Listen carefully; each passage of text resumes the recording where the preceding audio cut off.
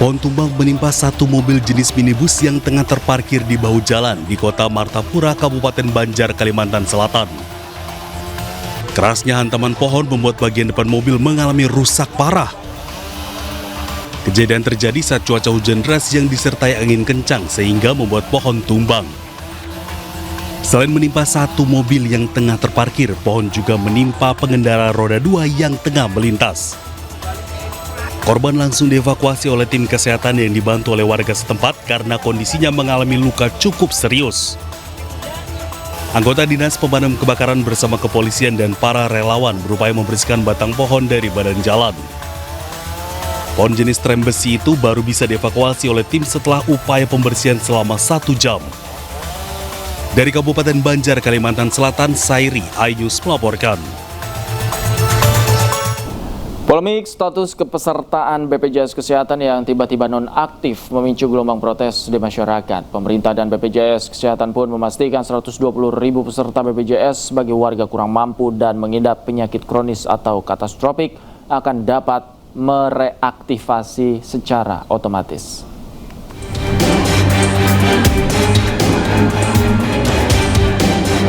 Pemerintah memastikan 120.000 peserta BPJS PBI atau BPJS bagi warga kurang mampu yang mengidap penyakit katastrofik akan mendapatkan reaktivasi secara otomatis.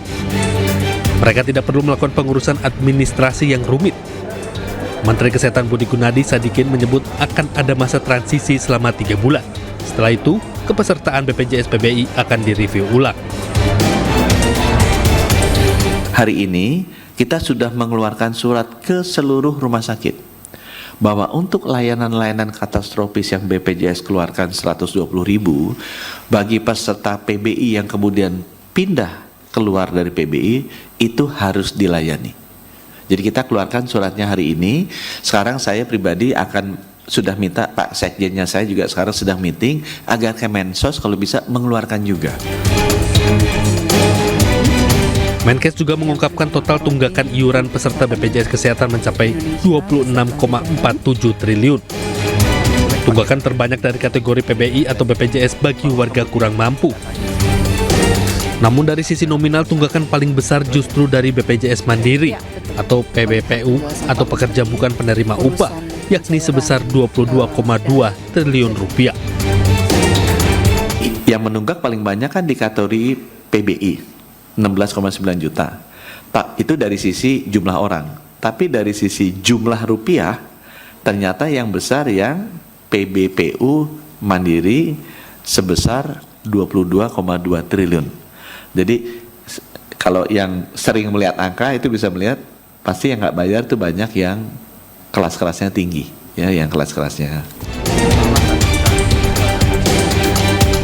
Sementara Direktur BPJS Ali Gufron penghapusan piutang hanya berlaku 1 kali. Hal ini untuk mencegah ketergantungan dan tetap menjaga kedisiplinan peserta. Jumlah totalnya itu sekitar 14 triliun, gitu. 14 triliun atau 14 triliun 125.680. Jadi ini yang menunggak. Nah itu nanti dibagi 2 sebetulnya itu. 1 penghapusan sekali tentunya atau penghapusannya itu sekali. Nah yaitu PBPU beralih yang menjadi PBIJK itu. Dia dulu mandiri, ya. Lalu nggak mampu terus masuk. Seperti yang Kemensos itu masuk ke sini, nah itu PBIJK akhirnya itu kita hapus kalau dia menunggak iuran. PBPU beralih menjadi PBPU Pemda, lalu PBPU nonaktif ya, kelas 3 karena dia memang nggak mampu. Nah bila kemudian hari menunggak lagi, maka tunggakannya ini harus dibayar untuk aktif kembali. Sementara bagi masyarakat kurang mampu, setelah tunggakan iuran dihapuskan, mereka akan diarahkan masuk ke dalam skema bantuan iuran. Tim Liputan iNews melaporkan. Nonaktifnya status kepesertaan BPJS bagi warga kurang mampu atau penerima bantuan iuran jaminan kesehatan menimbulkan keresahan masyarakat karena tidak dapat berobat secara gratis. Lalu seperti apa kronologi kebijakan tersebut? Berikut informasinya.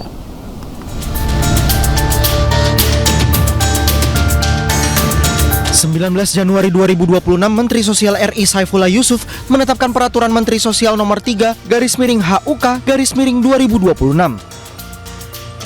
Melalui Permensos itu, 11 juta penerima bantuan iuran bakal dinonaktifkan karena terjadi pembaruan data tunggal sosial ekonomi. 11 juta PBI akan diganti 11 juta orang lain yang lebih sesuai mendapat status PBI.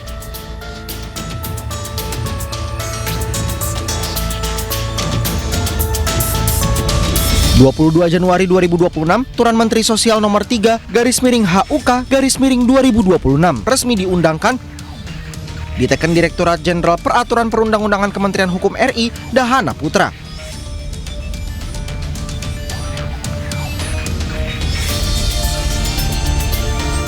Februari 2026, keputusan penonaktifan status PBI JK dari 11 juta orang mulai berlaku.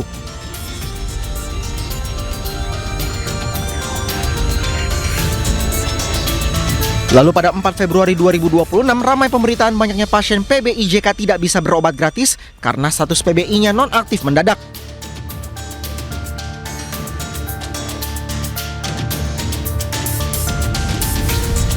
Februari 2026, DPR RI memanggil Mensos Saifullah Yusuf, Dirut BPJS Kesehatan Ali Gufron Mukti, Menteri Kesehatan Budi Gunadin Sadikin, dan Menteri Keuangan Purbaya Yudi Sadewa guna membahas masalah PBI JK yang nonaktif mendadak dan meresahkan masyarakat.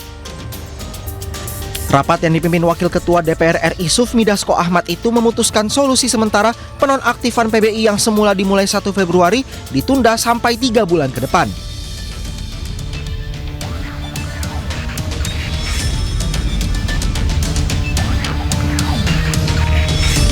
Lalu pada 11 Februari 2026, dalam rapat kerja Kementerian Kesehatan dan BPJS Kesehatan bersama Komisi 9 DPR RI, Dirut BPJS Kesehatan menyebut masalah BPJS penerima bantuan iuran jaminan kesehatan sudah selesai. Pasien dengan penyakit katastropik yang sempat dinonaktifkan status PBI-nya sudah bisa kembali berobat gratis di rumah sakit.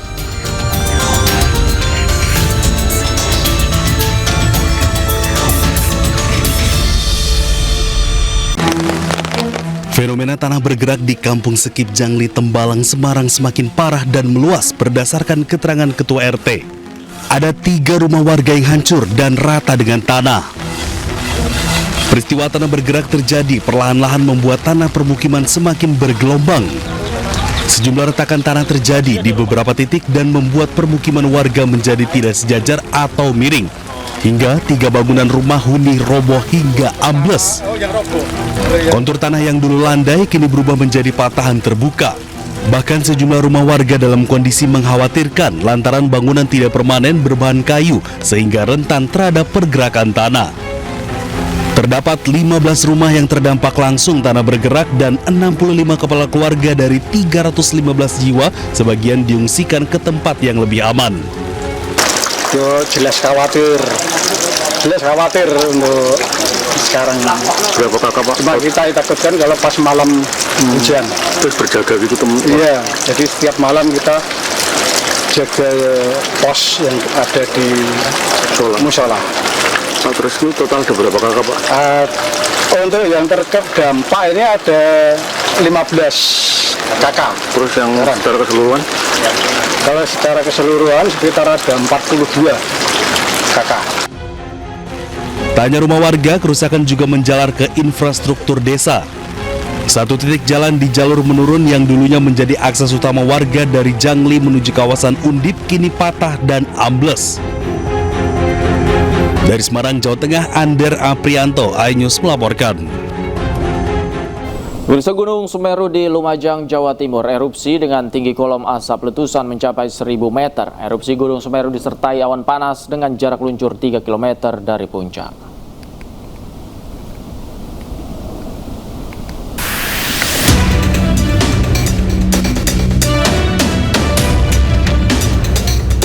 Gunung Semeru meletus dengan memuntahkan kolom abu setinggi 1000 meter Jumat pagi. Erupsi ini disertai awan panas guguran dengan jarak luncur hingga 3 km dari puncak. Kalaksa BPBD Kabupaten Lumajang Isnugroho mengatakan letusan terjadi pada pagi hingga menjelang siang hari. Kolom abu mengarah ke sisi utara dan timur laut. Meski jarak luncur awan panas masih dalam radius aman dari permukiman warga, BPBD Kabupaten Lumajang mengimbau masyarakat tetap siaga karena erupsi susulan masih berpotensi terjadi sewaktu-waktu. Kami tetap standby bersama jajaran BPBD untuk melakukan mitigasi ketika nanti terjadi susulan letusan atau APG yang bisa menimbulkan dampak kepada masyarakat. Saat ini status Gunung Semeru masih berada di level 3 siaga. Masyarakat dilarang melakukan aktivitas apapun di radius 13 km dari puncak Gunung Semeru. Selain potensi erupsi, warga juga diminta mewaspadai ancaman banjir lahar. Beberapa hari terakhir, kawasan Gunung Semeru kerap diguyur hujan yang dapat memicu aliran lahar di sejumlah alur sungai berhulu di puncak. Dari Lumajang, Jawa Timur, Yayan Nugroho Anyus melaporkan. Pemirsa, akibat terlilit utang, seorang perempuan nekat melempar bom molotov ke toko emas di Makassar, Sulawesi Selatan. Pelaku juga hampir berhasil menggondol emas senilai 2 miliar rupiah.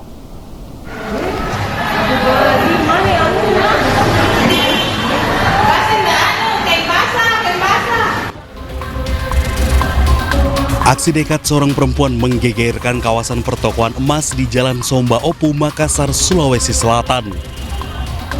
Perempuan berinisial S diduga melempar bom molotov ke dalam toko emas logam mulia. Bom molotov yang digunakan pelaku terbuat dari botol air mineral yang diisi bahan bakar minyak, kemudian dibakar dan dilempar ke arah etalase toko.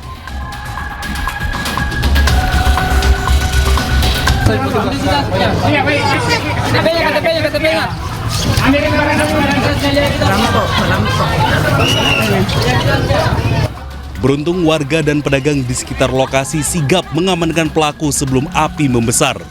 Petugas kepolisian tiba di lokasi dan langsung mengamankan terduga pelaku. Barang bukti berupa sisa botol molotov dan cairan mudah terbakar telah diamankan. Sementara perhiasan emas yang sempat diambil langsung dikembalikan kepada toko emas. Dari Makassar, Leo Muhammad Nur, iNews melaporkan. Pemirsa, polisi masih mendalami dugaan keterlibatan pihak lain dalam kasus pencurian emas dengan bom molotov, seperti yang disampaikan Kapolrestabes Makassar, Kombes Pol Arya Perdana di program iNews sore tadi bersama rekan saya Diandra Mukni. Ini bukan bentuk bom molotov seperti biasa, dia hanya botol air mineral yang diisi oleh minyak, kemudian dituangkan di toko dan dilakukan pembakaran di sana. Ya, jadi pelaku ini dia terlilit hutang, ya. Jadi kalau disampaikan dia terlilit hutang yang cukup banyak, sehingga melakukan jalan pintas untuk melakukan pencurian di toko emas dengan harapan nanti emasnya kalau dijual bisa melunasi hutang. Nah, ini kami masih dalami hutangnya kepada siapa, adalah bentuk apa, begitu ya. Ini masih kami dalami karena sampai saat ini memang kami belum menemui pihak-pihak yang disebutkan dihutangi oleh yang bersangkutan. Untuk saat ini pelaku ditahan di Polrestabes Makassar, di tahanan khusus perempuan, dan tentu kami masih mendalami adanya pelaku lain. Karena kan memang kemungkinan agak sulit ya kalau membawa barang sebanyak itu sendirian. Nah, ini kami masih dalami apakah ada pelaku lain yang terlibat pada kejadian tersebut. Baik, terima kasih Kapolrestabes Makassar, Kombes Pol Arya Perdana sudah bergabung di iNews hari ini. Selamat sore, selamat kembali bertugas, Bapak. Kita ke informasi lain, pemirsa. Polisi mendalami latar belakang dan penyusun materi stand up mensrea Panji Pragiwaksono. Sejumlah pertanyaan terkait hal itu telah dilayangkan pada Panji saat melakukan klarifikasi Jumat lalu.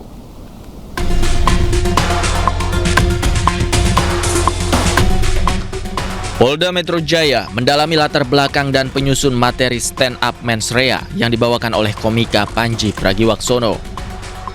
Penyidik telah memberikan 63 pertanyaan pada Panji dalam undangan klarifikasi pada hari Jumat yang lalu. Beberapa hal didalami oleh penyidik, diantaranya soal latar belakang, tujuan, dan penyusun materi stand up mensrea.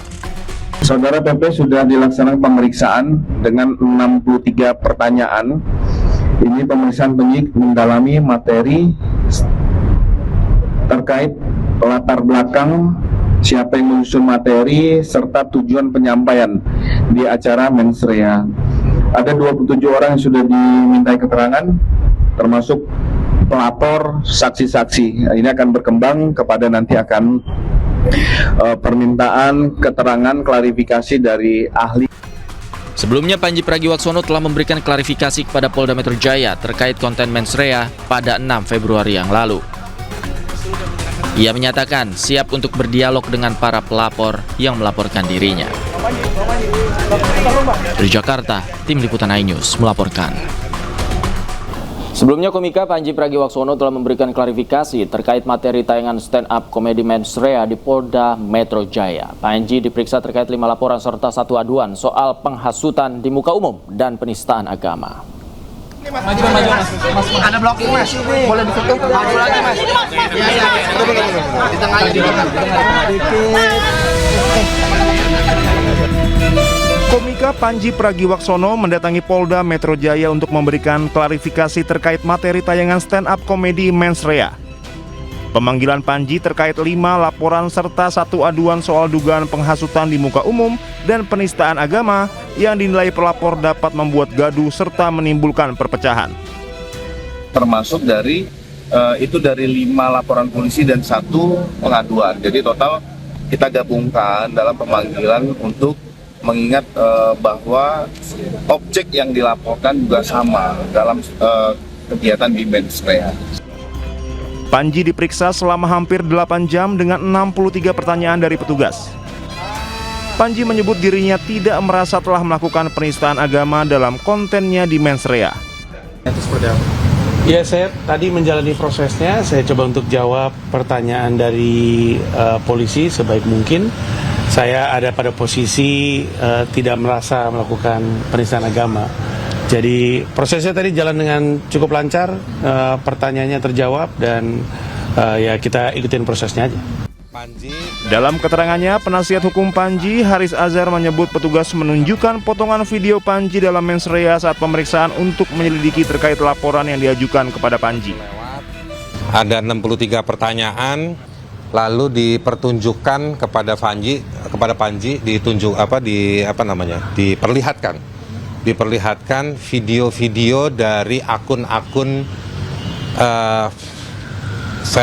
kira-kira saya bilangnya potongan-potongan video dari akun-akun bukan Netflix terkait dengan sejumlah potongan atau yang memuat pernyataan-pernyataan Panji di dalam pertunjukan mensrea. Dalam kasus ini, petugas akan terus mendalami sejumlah hal terkait laporan terhadap Panji Pragiwaksono.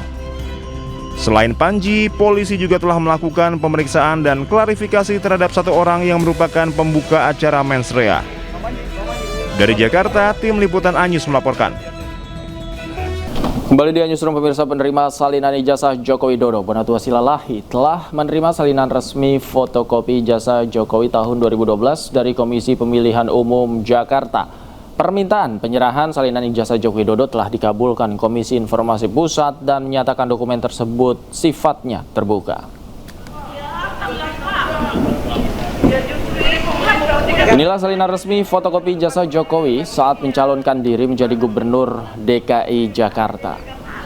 Sebelumnya, Komisi Pemilihan Umum Pusat sudah memberikan salinan ijazah Joko Widodo tahun 2014 dan 2019 yang digunakan untuk mencalonkan diri menjadi Presiden Republik Indonesia. Nantinya KPU Solo juga diminta untuk menyerahkan salinan ijazah Joko Widodo saat mencalonkan diri menjadi Wali Kota Solo. Setelah terkumpul, Bonatua Silalahi akan kembali menguji keaslian dan kecocokan dari salinan ijazah tersebut. 2005 dan ini adalah yang dikasih adalah ijazah Bapak Gubernur tahun 2012 yang kebetulan adalah Bapak Joko Widodo, ya, ini yang ini. Jadi dengan begitu yang spesimen untuk Jakarta sudah lengkap. Memang di sini konsisten, ya, satu yang konsisten yaitu tidak ada tanggalnya, tidak tanggalnya. Jadi dari hasil penelitian para netizen, nah, saya juga dapat info bahwa ini melanggar undang-undang administrasi, Undang-Undang Nomor 30 Tahun 2014 tentang administrasi pemerintahan. Di situ disebut pasal 73 ayat 2 huruf B bahwa legalisasi itu harus, pengesahan itu harus memiliki tanggal. Nanti bisa di-set sendiri. Saya tidak mau sampai ke ranah lapor-laporkan, tapi tentunya nanti UGM saya minta pertanggungjawaban ini untuk menjawab ini secara resmi. Mengapa mereka memilih tidak melaksanakan perintah Undang-Undang Dasar, Undang-Undang Administrasi Pemerintahan yang merupakan pelaksanaan dari Undang-Undang Dasar 1945. Nah, ini nanti juga akan kita kebetulan saya juga lagi bersurat ke KPU tentang yang dua ini. Saya menunggu jawaban mereka. KPU Pusat RI tolong dikasih jawabannya supaya publik tercerahkan ada apa ini sebenarnya. Sementara itu, Andi Azwan melaporkan Rismon Sianipar ke Polres Jakarta Selatan terkait penyebaran fitnah dan hoax. Andi Azwan tidak terima dirinya disebut sebagai tersangka TPPU dan keturunan PKI. Laporan saya bulan November mengenai fitnah terhadap saya mengenai TPPU, ya, bahwa saya ditangkap KPK karena TPPU, dan yang kedua bahwa saya ini keturunan PKI, ya, terhadap nama Michael B. Sinaga dan Rismon Hasulan Sianipar, ya, dan semua sudah masuk dan sudah diperiksa pula saya dan juga saksi-saksi. Rencana itu kalau tidak salah tanggal 26 mereka akan menjadi saksi terlapor untuk itu, dipanggil oleh Polres Jakarta Selatan.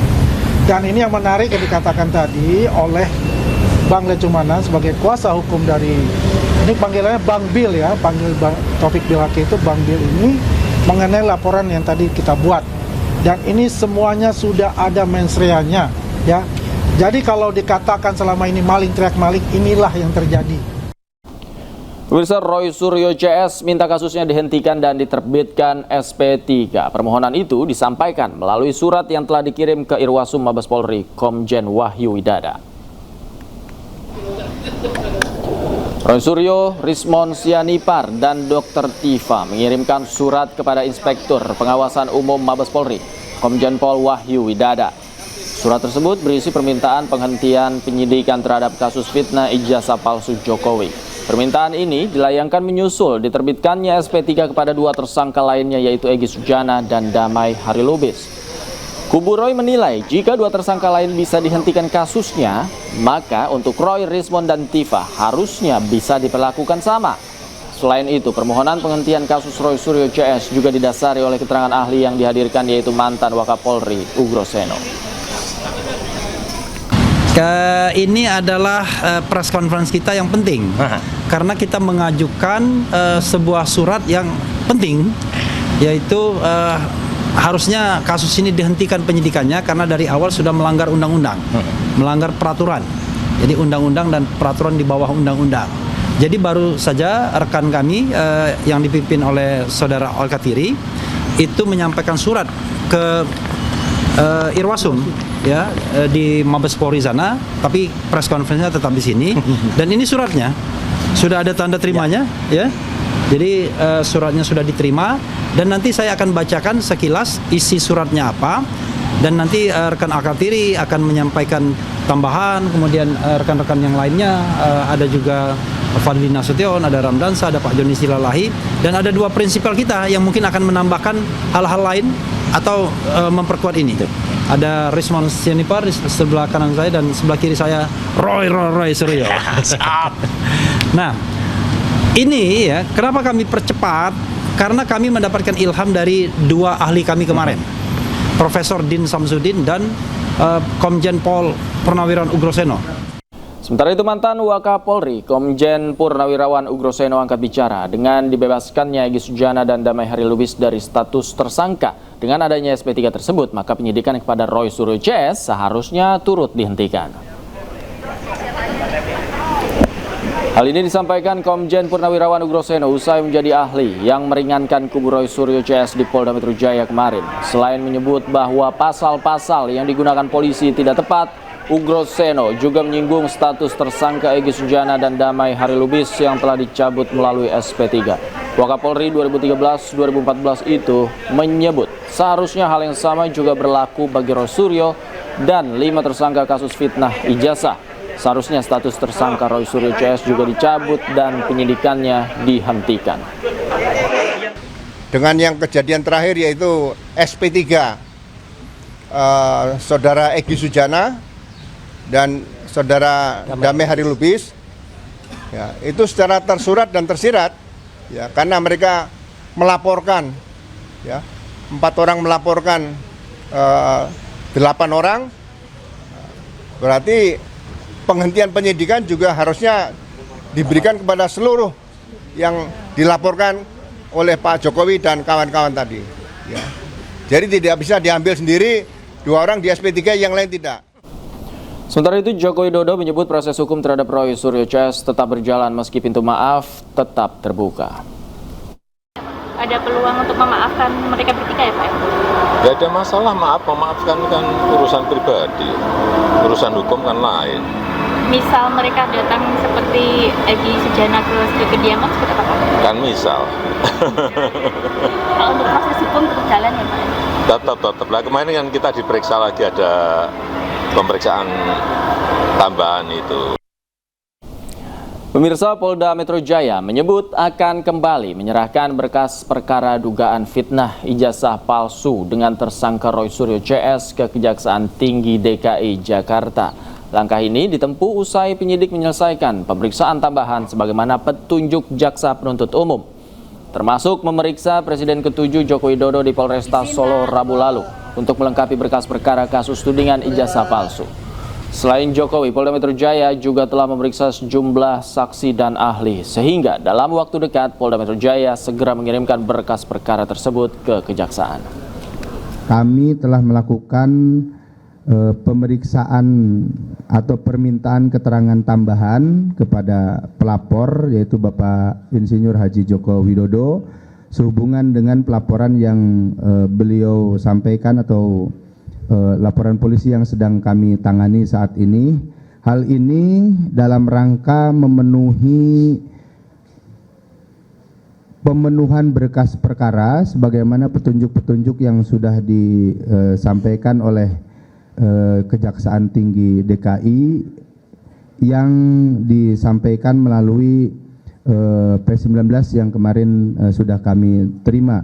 Dan proses pemenuhan atas P19 itu sudah berjalan dan kami insya Allah sesegera mungkin akan mengirimkan kembali berkas perkara tersebut sebagaimana petunjuk-petunjuk yang disampaikan oleh pihak Jaksa Penuntut Umum. Sementara itu, pemirsa, Roy Suryo mempertanyakan pemeriksaan Presiden ke-7 Joko Widodo di Polresta Solo Rabu kemarin. Menurutnya pemeriksaan itu aneh. Sekarang kita tahu sendiri, kemarin juga Jokowi masih diperiksa lagi di Polresta Surakarta dengan 10 pertanyaan. Aneh banget, katanya sudah dilimpahkan kok masih ada pertanyaan lagi, dan polisi juga katanya masih mencari bukti lagi ke Jogja dan ke Solo. Mau gimana caranya bukti lagi? Katanya sudah ada 719 bukti. 709. Ya, 709 bukti. Kemudian sudah ada katanya 120 sekian saksi, ada 22 ahli. Ya, itu memang membutuhkan tidak profesional. Jadi itu mungkin mereka hanya bisa omong tok ya gitu. Ya, sementara itu menurut penasihat ahli Kapolri Arianto Stadi, walaupun belum pernah terjadi, tersangka bisa mengajukan SP3 ke Irwasum Mabes Polri, tetapi keputusan dikabulkan atau tidaknya sudah menjadi keputusan penyidik secara independen. Sementara menurut kuasa hukum Roy Suryo CS, Roy Suryo tidak pantas dijadikan tersangka karena selama menjadi saksi mereka telah taat dan patuh terhadap hukum. Ini baru kali ini terjadi.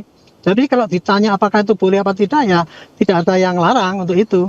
Cuman nanti untuk penentuan apakah itu dikabulkan apa tidak, itulah yang jadi masalah. Nanti pasti Irwasum yang akan mendapatkan surat itu, permohonan itu, dia akan memanggil bahwa penyidik itu. Karena yang namanya Irwasum itu hanya melihat pada prosedur yang dilakukan oleh bawahan itu menyimpang apa tidak. Tetapi untuk prosedur penghentian penyidikan dalam proses sebagai saksi, kemudian dihadirkan untuk di Barreskrim, tetapi kemudian justru ketiganya kemudian dilaporkan oleh Pak Jokowi dan lainnya sebagai kemudian bukan lagi sebagai saksi tapi sebagai katakanlah tersangka. Jadi di situ ada Undang-Undang Perlindungan Saksi dan Korban, yaitu Undang-Undang 31 tahun 2014, revisi terhadap Undang-Undang Nomor 13 2006 yang kemudian menyatakan saksi itu selama kemudian dipanggil patut dan kemudian bersedia untuk memberikan keterangan dan seterusnya. Kita ke informasi lain, pemirsa. Presiden ke-7 Joko Widodo menyatakan dukungannya agar Undang-Undang Komisi Pemberantasan Korupsi direvisi kembali. Sementara itu dirinya juga menjelaskan revisi Undang-Undang KPK pada 2019 merupakan inisiatif dari Dewan Perwakilan Rakyat. Ya, saya setuju, bagus. Karena itu dulu inisiatif DPR loh. Jangan keliru ya. Inisiatif DPR. Tanggapannya bahwa itu di revisi waktu pemerintahnya Pak Jokowi itu seperti apa? Ya memang saat itu atas inisiatif DPR direvisi. Tapi saya nggak tanda tangan. Pak, termasuk itu kan nanti juga diusulkannya soal pemilihan ketua KPK yang baru, termasuk yang diusulkan presisi. Tanggapannya gimana Pak? Ya sesuai ketentuan aturan yang ada aja lah.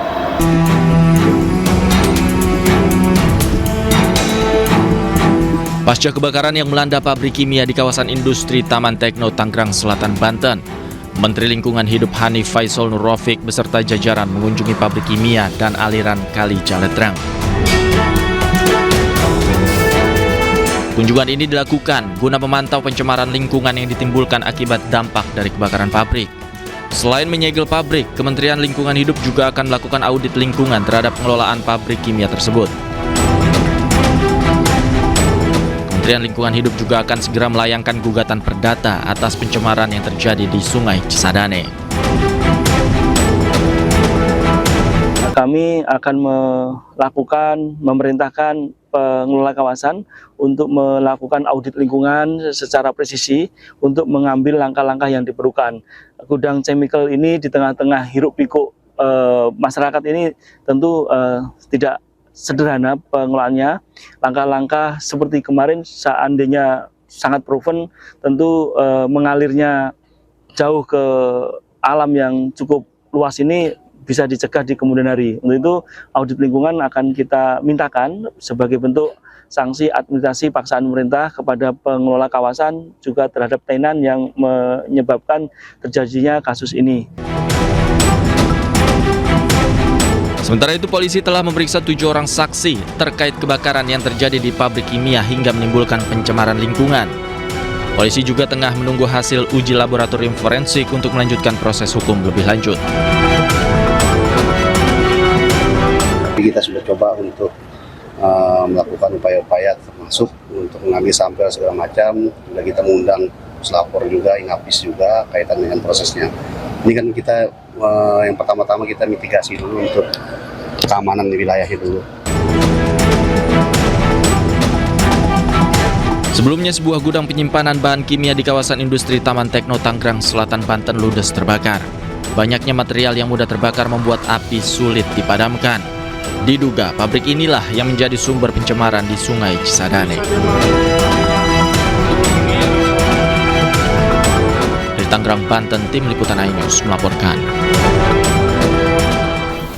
Dan pemirsa, untuk mengetahui kondisi terkini terkait pencemaran Sungai Cisadane yang diduga tercemar limbah kimia cair, kami sudah terhubung dengan jurnalis iNews Nunung Purnomo di pabrik atau gudang bahan kimia yang terbakar di Cikupa, Tangerang, Banten. Selamat malam, Nunung. Seperti apa situasi saat ini di sana? Ya, dapat saya laporkan pemirsa, saat ini saya berada di salah satu gudang atau pabrik kimia yang pada hari Senin lalu terbakar, dan dapat saya laporkan juga saat ini atau pasca di mana gudang ini terbakar, aroma bau dari sisa bahan kimia yang terbakar ini masih berasa. Oleh karenanya, baik kami dari para awak media maupun warga sekitar diharapkan memakai masker, begitu.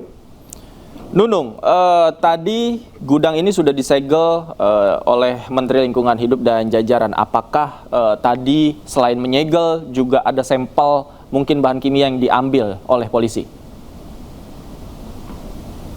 Ya, hingga kini Kementerian Lingkungan Hidup masih terus melakukan olah TKP maupun dan sejenisnya, di mana saat ini juga Kementerian Lingkungan Hidup masih bekerja di lokasi kejadian. Dan saya akan memperlihatkan kepada Anda dan pemirsa bagaimana situasi terkini. Ya, ini merupakan situasi terkini di gudang pabrik yang kimia yang terbakar, di mana ada 2 orang yang menggunakan pakaian hazmat dari Kementerian Lingkungan Hidup yang sedang melakukan pemeriksaan terhadap bahan kimia atau sisa bahan kimia yang berada di dalam gudang tersebut, begitu.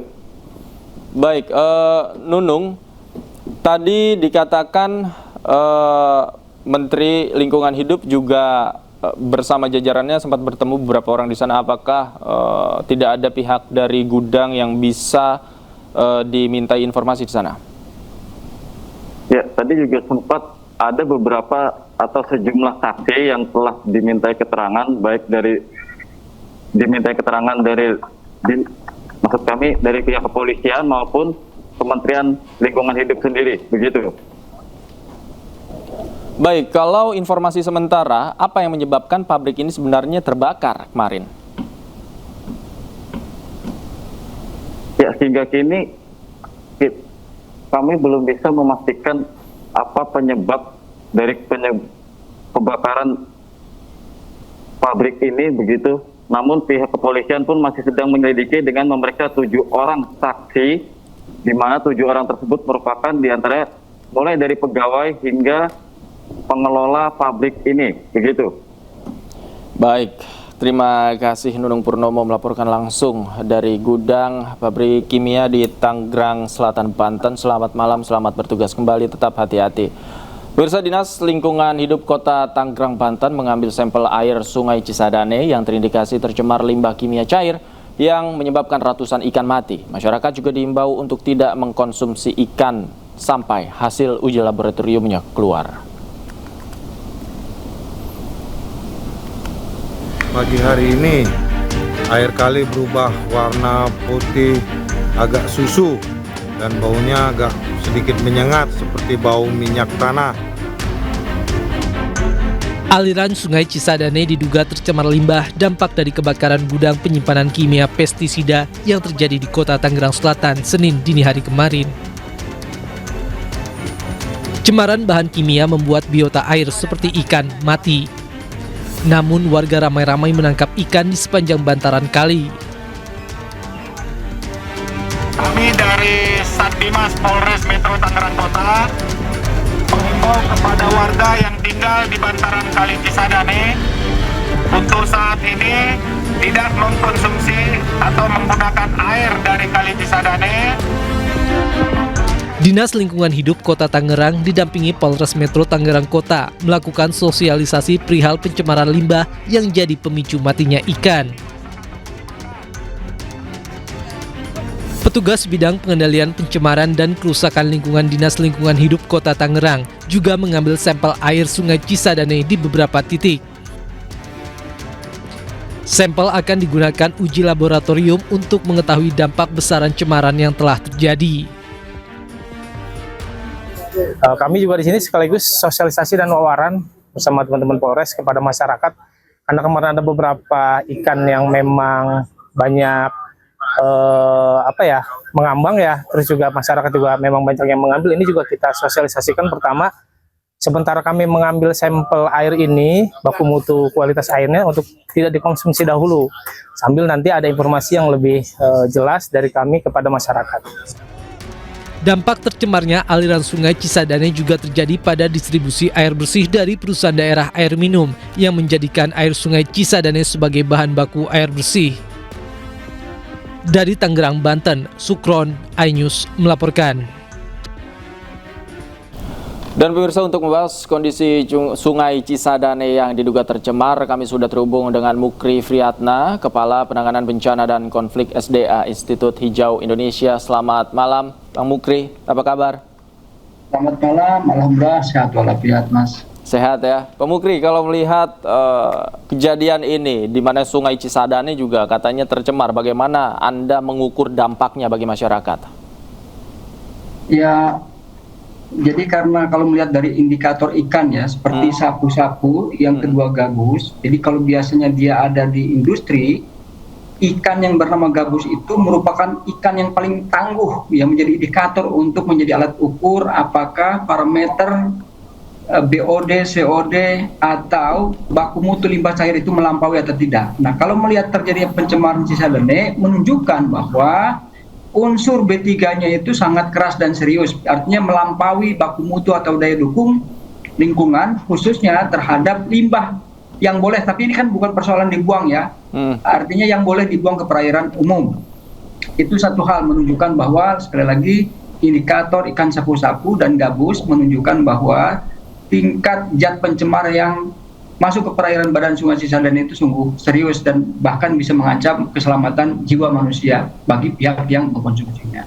Nah, terhadap situasi ini, maka kalau kita melihat atau merujuk kepada Undang-Undang Lingkungan Hidup, khususnya di pasal 87, si perusahaan itu satu, dia punya kewajiban untuk memberikan ganti rugi dan pemulihan lingkungan. Nah, ganti rugi misalnya terhadap siapa? Umpama ini ya, terhadap warga yang semestinya bisa mengelola, mengkonsumsi, manfaatkan air, kemudian tidak bisa lagi manfaatkan air. Tinggal dihitung berapa orangnya yang menggunakan, berapa nilai kerugiannya. Nanti Kementerian Lingkungan atau Dinas Lingkungan punya parameter alat untuk mengukur berapa yang pantas untuk ditentukan nilainya.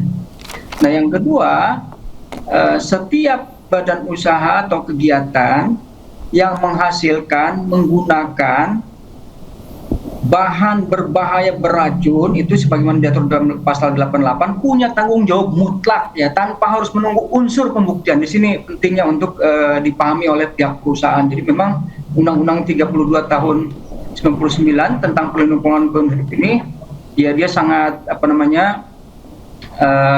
sangat strike dalam bagaimana memastikan keselamatan kelestarian lingkungan itu bisa terjaga. Bang Mukri, ini kan kemarin juga hampir bersamaan pabrik ini sempat terbakar. Nah, sebenarnya kalau melihat dampak dari kebakaran tersebut, apakah memang limbahnya secara otomatis ini akhirnya keluar begitu saja dan tercemar? Ini kan mengindikasikan tidak ada SOP pengamanan terhadap limbah itu sendiri atau cairan kimia itu sendiri ya?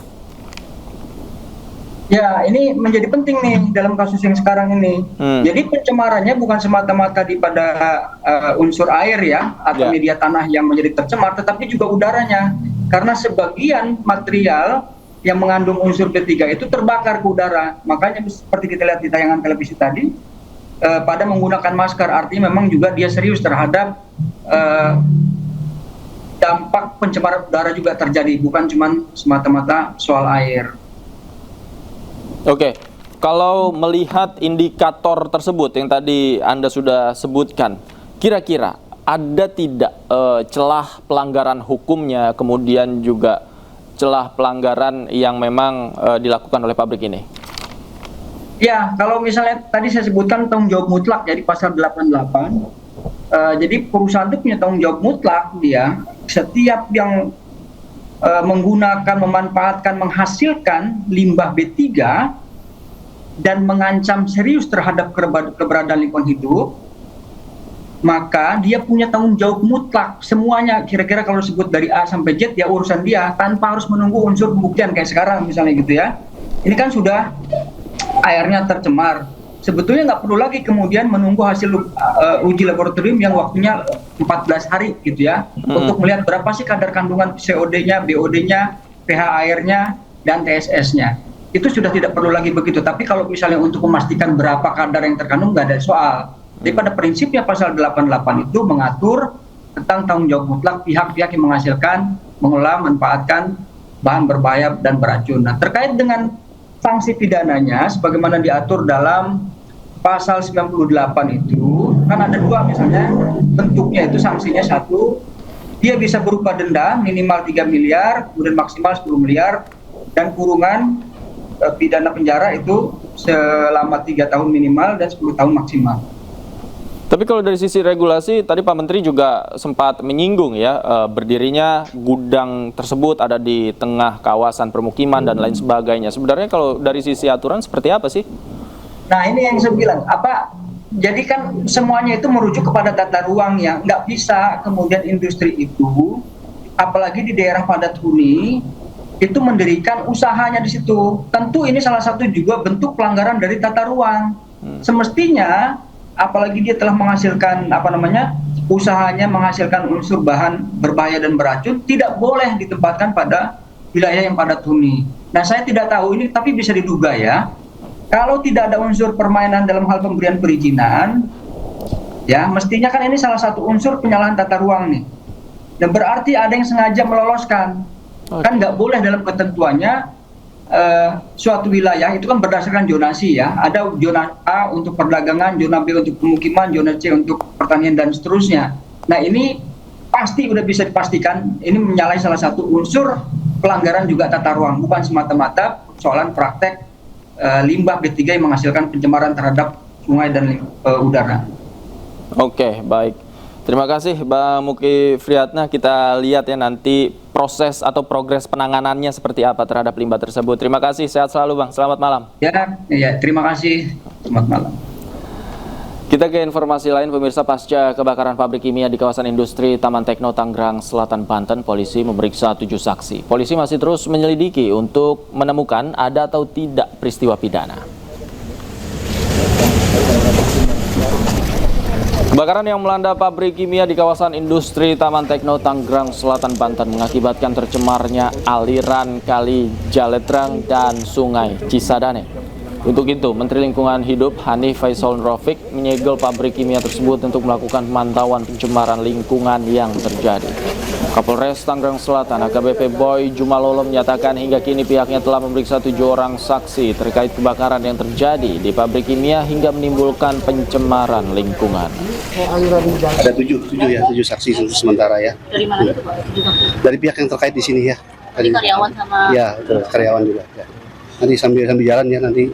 Karena kan masih proses penyelidikan, kita masih mencari apakah ada peristiwanya, pidananya atau tidak. Sementara itu, tapi kita sudah coba untuk melakukan upaya-upaya termasuk untuk mengambil sampel segala macam. Juga kita mengundang puslapor juga, Inapis juga kaitan dengan prosesnya.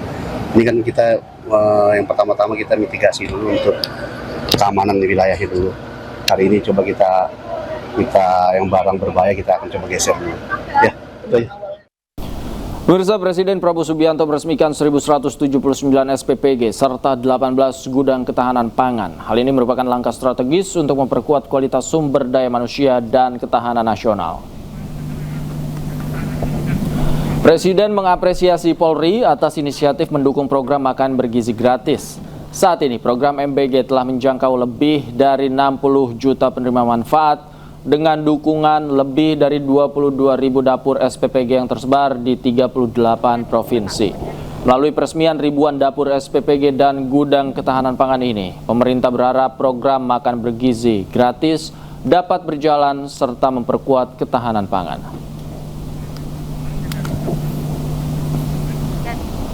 Sementara itu, Presiden Prabowo Subianto juga menghadiri peresmian SPPG dan gudang ketahanan pangan yang berlangsung di SPPG Polri di Palmerah, Jakarta Barat. Ada momen menarik dalam kesempatan itu, Prabowo mencicipi langsung menu makan bergizi gratis.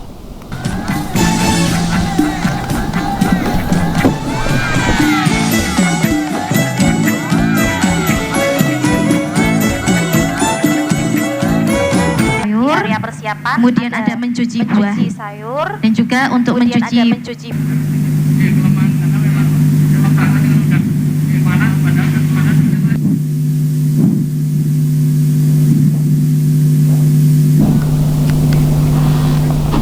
Kedatangan Prabowo disambut langsung oleh Kapolri Jenderal Listio Sigit Prabowo dan langsung berkeliling meninjau berbagai teknologi yang dipakai di dapur MBG Polri.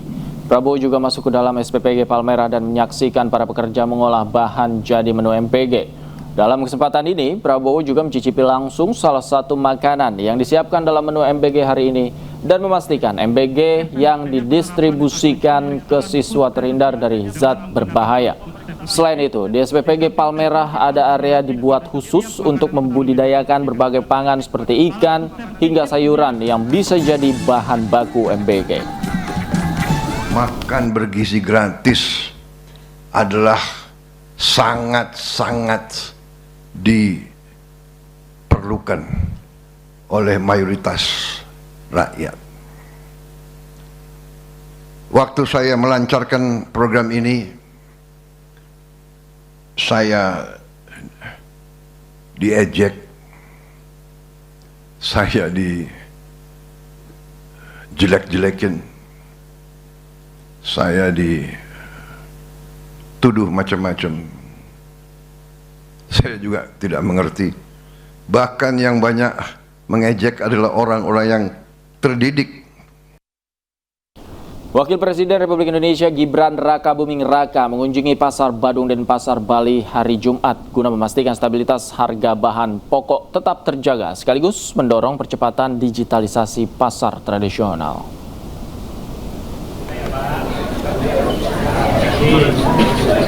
Kunjungan ini merupakan komitmen pemerintah dalam menjaga daya beli masyarakat dan perkuat ekosistem perdagangan agar semakin efisien dan modern.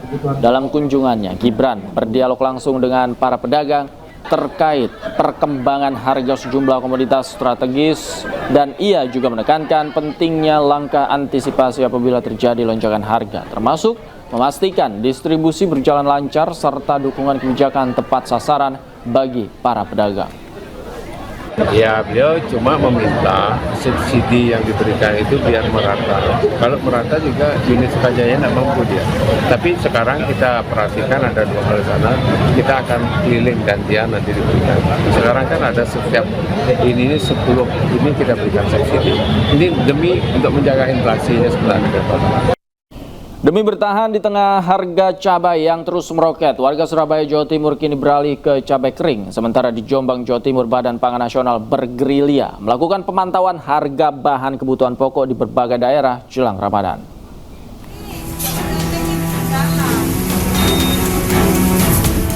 Satu persatu pembeli di pasar tradisional Dukuh Kupang, Surabaya mengurungkan niat membeli cabai segar. Harga yang terus naik membuat cabai merah kini menjadi barang mewah di dapur. Tak sedikit warga atau pelaku usaha kuliner yang akhirnya memilih cabai kering sebagai alternatif agar tetap bisa memasak. Meski rasa pedas tak sesegar cabai baru, namun harganya lebih bersahabat.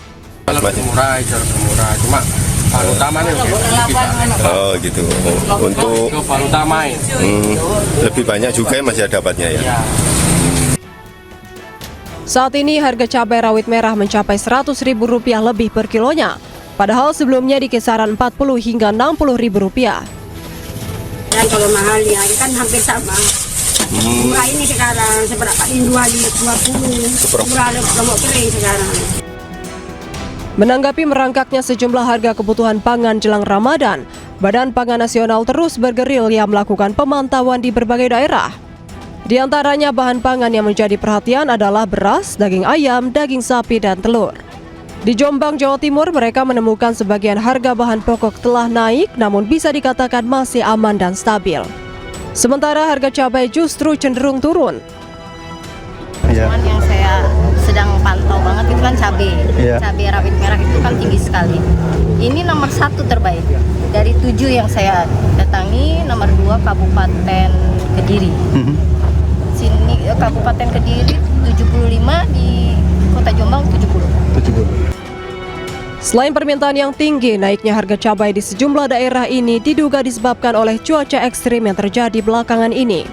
Dari Surabaya dan Jombang, Jawa Timur, Tim Liputan iNews melaporkan.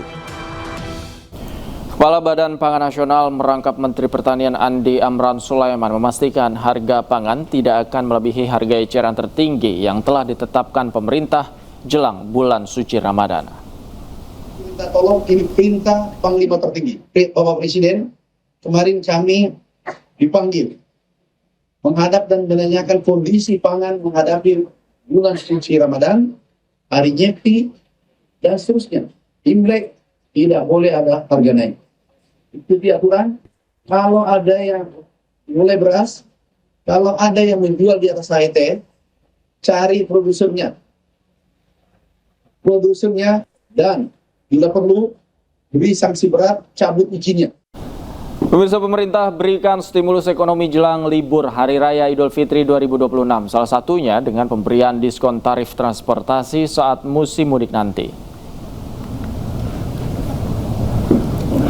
Pemerintah menyiapkan anggaran 911,16 miliar rupiah yang bersumber dari APBN dan non-APBN. Diskon diberikan untuk sejumlah moda transportasi udara, kereta api, angkutan laut, dan penyeberangan. Pemerintah berharap kebijakan diskon tarif transportasi ini dapat menjaga daya beli masyarakat sekaligus mendorong kelancaran arus mudik dan balik lebaran 2026.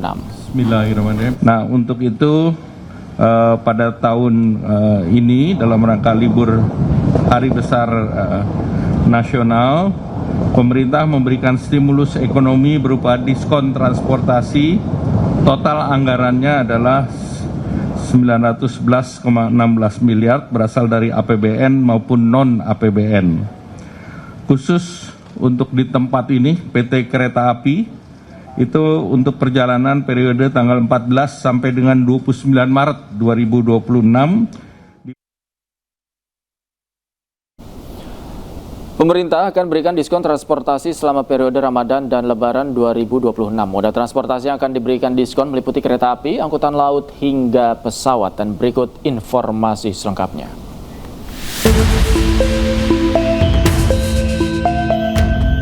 Pertama, kereta api. Diskon 30%. Periode 14 hingga 29 Maret. Dengan target 1,2 juta penumpang.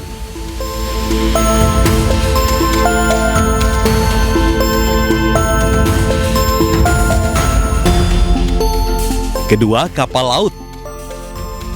Diskon 30% untuk tarif dasar. Periode 11 Maret hingga 5 April.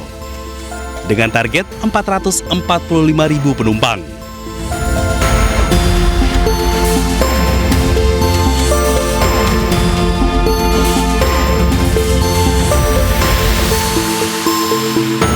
Ketiga, angkutan penyeberangan. Diskon 100% untuk jasa pelabuhan. Periode 12 hingga 31 Maret. Dengan target 945.000 kendaraan dan 2,4 juta penumpang.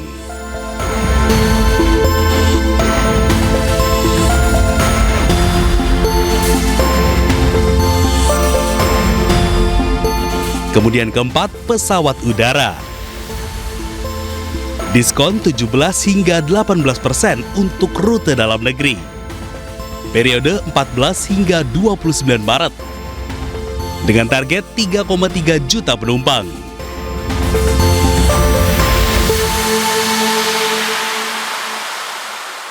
Seruan aksi Jumat untuk Palestina berlangsung di depan Kedutaan Besar Palestina pada Jumat siang. Setelah berorasi dan menyampaikan pendapat, aksi dilanjutkan dengan Long March menuju Kedubes Amerika Serikat. Dan pemirsa, informasi yang akan hadir ini sekaligus menutup jumpa kita di iNewsroom malam hari ini.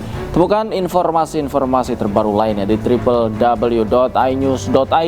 Cuplikan tayangan berita iNews juga dapat Anda saksikan di kanal YouTube @officialinews. Saat lagi rekan saya Anita Dewi akan hadir dalam program iNews Prime. Wakili kerabat kerja yang bertugas, saya Devi Pratama pamit undur diri. Terima kasih, selamat malam, selamat berakhir pekan. Sampai jumpa.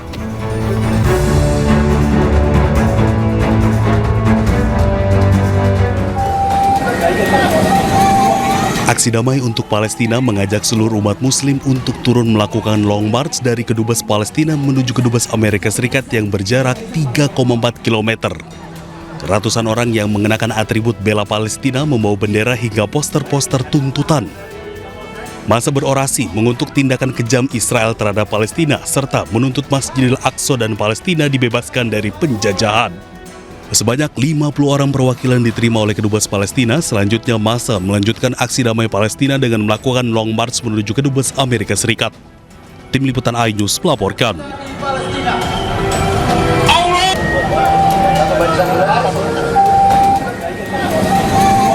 Aksi damai untuk Palestina mengajak